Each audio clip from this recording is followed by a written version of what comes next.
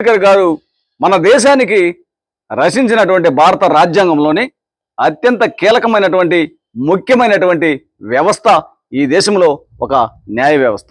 అయితే మన దేశంలో అత్యున్నతమైనటువంటి న్యాయస్థానమైనటువంటి సుప్రీంకోర్టు ప్రధాన న్యాయమూర్తి సిజేఐ మరి జస్టిస్ బిఆర్ గవాయ్ గారు ఉన్నాడు. ఈ బిఆర్ గవాయ్ గారు ఒక దళిత సామాజిక వర్గానికి చెందినటువంటి వ్యక్తి. అయితే ఈయన పైన మరి అక్కడ ఉన్నటువంటి ఒక వ్యక్తి రాకేష్ కిషోర్ అనేటటువంటి వ్యక్తి 70 సంవత్సరాల వయసు కలిగినటువంటి వ్యక్తి తన కాలుకున్నటువంటి షూను మరి ఆ రోజు నిండు కోర్టు ప్రాంగణంలో మరి జస్టిస్ గవాయ్ గారిపై విసరడం జరిగింది.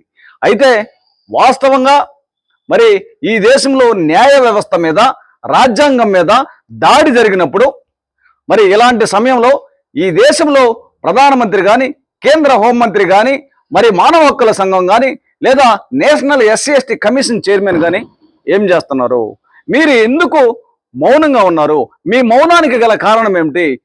జస్టిస్ గవాయ్ గారు దళితుడని, దళితుడి మీద దాడి జరిగినప్పుడు మనకెందుకులే అని మీరు నోరు మూసుకొని ఉన్నారా?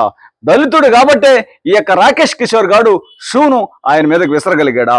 కాబట్టి న్యాయ వ్యవస్థ మీద దాడి జరిగినప్పుడు ఖండించాల్సినటువంటి బాధ్యత, మరి అలాంటి వ్యక్తిని శిక్షించాల్సినటువంటి బాధ్యత మీ మీద లేదా?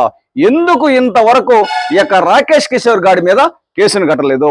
రాకేష్ కిషోర్ గారిని ఎందుకు రిమాండ్కి పంపలేదు? రాకేష్ కిషోర్ గారి మీద ఎందుకు పబ్లిక్ గా ఖండించలేదని ఈ దేశ ప్రధానమంత్రిని, హోంమంత్రిని, ఆ తర్వాత మానవ హక్కుల సంఘాన్ని, నేషనల్ ఎస్సీ/ఎస్టీ కమిషన్ అడుగుతున్నాను. మీరు ఈ దేశ ప్రజలకు న్యాయ వ్యవస్థ మీద జరిగినటువంటి దాడి విషయంలో ఈ దేశ ప్రజలకు సమాధానం చెప్పాల్సిన బాధ్యత మీ మీద ఉందా లేదా అని ఆంధ్రప్రదేశ్ రాష్ట్ర మాల మహానాడు